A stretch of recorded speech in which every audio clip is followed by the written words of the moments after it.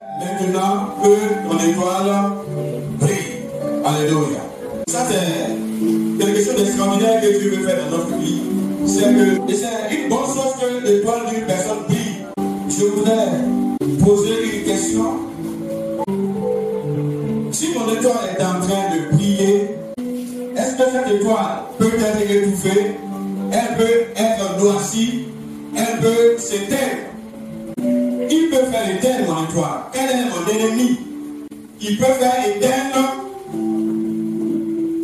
mon étoile. Alors, dans la Bible, il y a une histoire. L'histoire d'une personne, l'histoire d'un homme dont l'étoile brillait. Son étoile brillait tellement parce que Dieu était avec cette personne. Parce que Dieu aimait cette personne. Et donc, parce que Dieu l'aimait, son étoile brillait. Et puis, pour finir, son étoile va s'éteindre. C'est une histoire qui fait très pitié. Comment est-ce que quelqu'un qui est béni de Dieu, quelqu'un avec lequel Dieu est, avec lequel Dieu marche, quelqu'un Dieu approuve ce qu'il fait, Dieu aime ça, et Dieu est avec lui. Comme Dieu est avec lui, comme je le disais, son toit continuait de briller, de briller, de briller, de briller. Que s'est-il passé pour que cette personne qui avait une grande grâce sur sa vie a fini par voir son étoile s'éteindre toute. Et son étoile a cessé de briller. Et même pour finir, cette personne va mourir dans des situations vraiment très pitoyables. Et moi, je ne souhaite même passer à quelqu'un qui a fait son temps.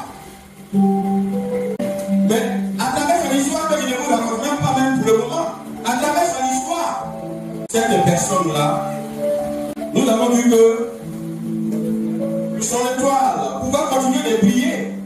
Mais il y a quelque chose qui a gâté sa vie, qui a détruit la clarté de son étoile, qui a éteint son étoile. Alors, cet homme-là, nous pouvons déjà le connaître d'entrée de jeu. Il s'appelle Samson.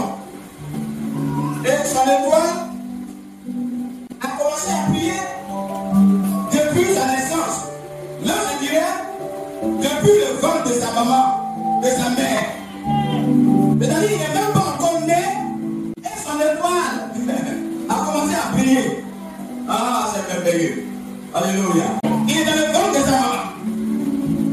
Et donc Dieu va programmer sa naissance. Dieu va envoyer un ange pour dire cet enfant qui va naître, c'est un enfant pas comme les autres. C'est un enfant sur lequel j'ai mis mon étoile et qui va briller.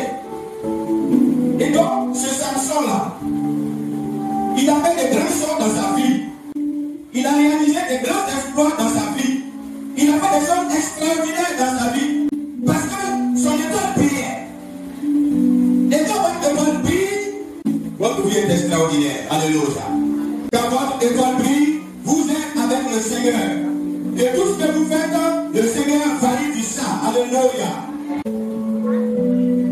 Samson, c'est de lui qu'il s'agit. Et la Bible nous montre qu'il a fait des choses extraordinaires, des choses même qui ont étonné les gens. La Bible nous dit que Samson, un jour en semaine, il a rencontré un lion. Et la Bible nous dit qu'il a attrapé la gueule du lion et il a déchiré la gueule du lion. Alléluia. On a fait tout simplement son étoile brillait. Il avait une force extraordinaire qui l'animait. Parce que son étoile brillait. Et il a pu tuer près de 1000 personnes. Un jour, la Bible nous dit, il a attrapé 300 renards. Et la Bible nous dit, il les a attrapés peu à peu. Et il met le feu dedans. Et il laisse les renards là courir dans les champs pour incendier, détruire toute la plantation des Philistins. Parce qu'il était en guerre contre les Philistins. Et les gens voulaient l'arrêter, mais ils ne pouvaient pas. Il avait une force extraordinaire. Son étoile brillait. Tout ce qu'il faisait marchait. Quelque part, il a dit qu'un jour, les gens voulaient l'arrêter. Et ils ont pris 2 grosses cordes, 2 lourdes cordes. Et ils ont attaché ses bras. Et ils ont dit, Samson, voilà les Philistins arrivent. Et ils ont dit, les Philistins arrivent. On dit les 2 grosses cordes là. Il les a coupées comme vivre des mots. Alléluia. Alléluia. Tout ce qu'il faisait lui réussissait. Parce que son école priait. Ah, quand votre école prie, tout ce que vous faites, vous réussissez. La Bible nous dit encore qu'un jour, il a été provoqué par les Philistins. En ce jeu-là, même vie dans l'époque, on dirait qu'il était fâché. Et les gros poteaux des portes là, il a déraciné ça. Il a mis ça sur son épaule et il a jeté ça sur le grand colis. Alléluia. Alléluia. On ne peut pas l'arrêter.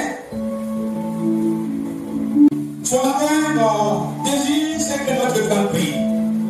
Et que tout ce que nous touchons puisse être béni. Et que tout ce que nous faisons puisse nous réussir. Mais comme je vous l'ai dit, c'est comme les éléments extraordinaires. À des moments de sa vie, à des périodes données, son épaule a brillé. Mais ce qui est malheureux, c'est ce temps, c'est que aussi, à une période donnée, son étoile va arrêter de briller. Tu peux avoir une étoile, elle peut briller. Mais ton étoile, à un moment donné, peut mourir. Mais je vous l'ai dit ce matin, le premier ennemi, il peut faire éteindre ton étoile, c'est toi-même. Alléluia. Ce qui peut faire éteindre notre étoile, c'est nous-mêmes, et même mieux, c'est nos péchés. Ce sont nos péchés qui étaient souvent, on fait rapidement nos étoiles qui brillent rapidement. Et même puis, il arrête même notre vie. Mais lorsque nous revenons à Dieu, Dieu est toujours bon pour nous parler. Alléluia. Pour nous pardonner, pour nous laver, pour nous sanctifier et pour faire réplier ce qui est béni ainsi notre étoile. Amen. Mais là aussi, il faut que nous puissions le faire à temps et ne pas rester dedans. C'est le cas de Samson. Il avait un faible pour les jolies filles de Philistins. Il aimait beaucoup les femmes. Il ne jamais voir une fille et puis passer. Oui. Samson descendit à Timna et il vit une femme parmi les filles de Philistins.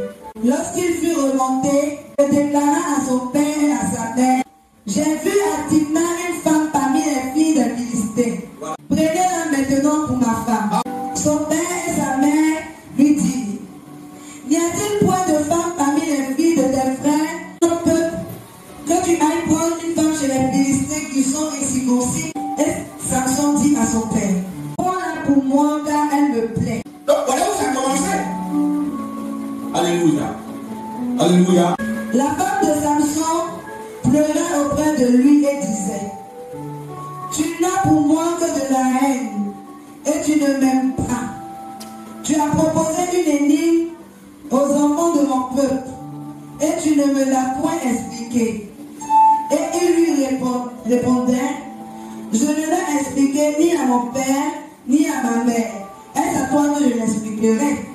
Il a fait trop de gaffe. Parce que souvent, quand vous êtes dans des péchés, et que c'est vrai, on ne vous croit pas. Vous pensez que le pasteur ne le voit pas. Les gens de l'église ne le voient pas. Ma maman ne le voit pas. Mon papa ne le voit pas. Même les chrétiens ne le voient pas. Et si je fais ce que je veux, et vous vous cachez et vous le faites. Quand vous le faites, Dieu vous voit. Parce que la seule chose que vous ne faites pas, souvent, vous regardez comme ça, vous regardez comme ça. Mais la seule chose que vous ne faites pas, c'est que vous ne regardez pas à vous. Parce que lui, il vous voit. Et quand il vous voit, il envoie des messages à l'église des gens au prêche. Vous donne un conseil. Vous ne pouvez rien savoir. Mais un jour, ça va s'arrêter. Et c'est une femme qui a fait semblant de l'aimer. Est-ce que vous savez que le mariage par l'intérêt n'a pas commencé aujourd'hui? On voit aujourd'hui des gens qui se marient partout, ils portent des choses partout. Ils sont contents. Ils brandissent leur femme, ils brandissent leur mari. Mais la réalité, c'est pas un mariage qui est bâti sur la vérité. C'est pas un mariage qui est bâti sur la sainteté. Mais la plupart du temps, c'est des mariages d'intérêt. Tu vois que ton histoire brille quelque part, je vais prendre ça pour sur moi.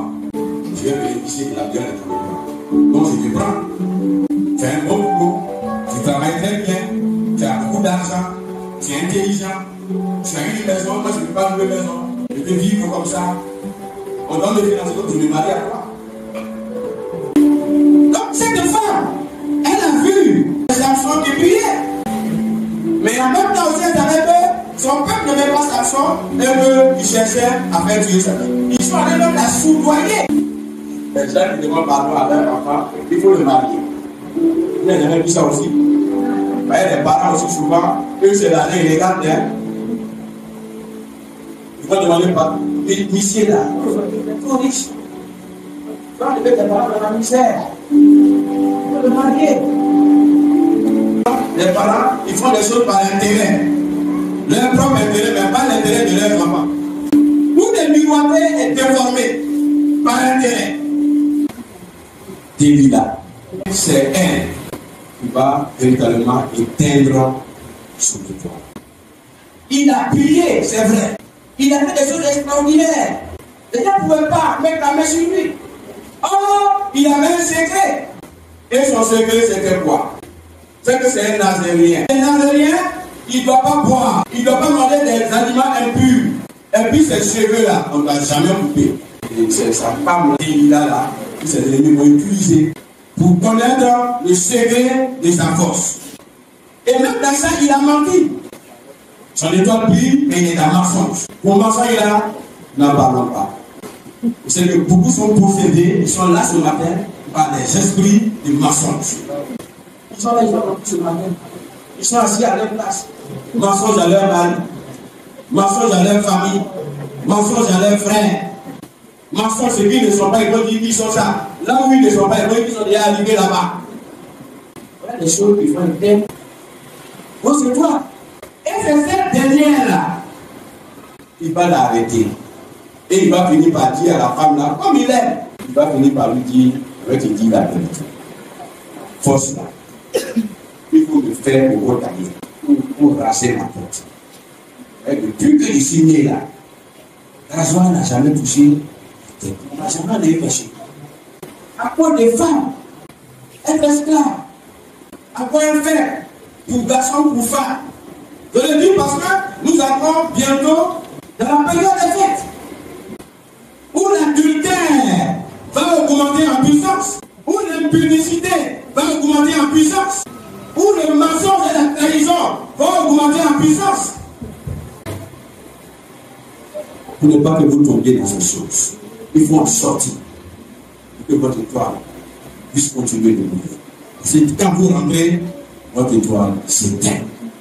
Elle a donné un bébé, elle a commencé à dormir, elle a attaché ses mains et elle a crié. Samson! Le Philistin arrive! Quand il a fait tout ça, il a menti. Il a donné même le secret que Dieu a confié à ses parents. Il n'avait même pas le droit de faire connaître à une femme étrangère. Combien de femmes, à cause des garçons, elles vendent les secrets de leur famille. Elles vendent les secrets de leur vie. Elles vont tout dire. Les garçons eux-mêmes aussi. Il a conduit ses secrets. La première des choses qu'ils ont attrapé, ils ont cassé ses deux yeux. Le salaire du péché là, c'est ça. Les yeux, c'est la lumière du corps. Quelqu'un qui a crié, quelqu'un dont les gens avaient peur, quelqu'un que les gens respectaient. Alors, comme je vous disais, quand votre étoile brille, une fois que vous revenez au Seigneur, vous parlez. Et les conséquences, vous subissez ça. Dieu vous parle, vous subissez les conséquences. Et puis votre étoile peut reprendre à briller. Mais pour combien de temps? Dis ce matin. Ton étoile peut briller. Mais toi-même, tu peux détruire ton étoile. Nous allons vers les fêtes. Ne sois pas un grand menteur, ne sois pas une menteuse. Le péché du mensonge peut détruire ton étoile. Le péché de l'adultère peut détruire ton étoile. Le péché de la prostitution peut détruire ton étoile. Le péché de l'impudicité, la fornication peut détruire ton étoile. Le péché de l'ivrognerie peut détruire ton étoile. Vous allez voir bientôt plein de personnes dans les caribous, dans les rues. Vous passez à l'arrêt du bus, ils sont couchés. Des pères de famille. Ils ne peuvent coucher dans la rue. Ils sont mieux connaissants. Les parents les chefs, madame les chefs, maman les chefs, ils sont poussés quelque part là-bas. Si tu es dans ces choses, il faut quitter. Si tu es en train de préparer un grand camp méchant pour aller commettre ces genres de péchés, il faut renoncer. Demande à Dieu de donner la force pour résister.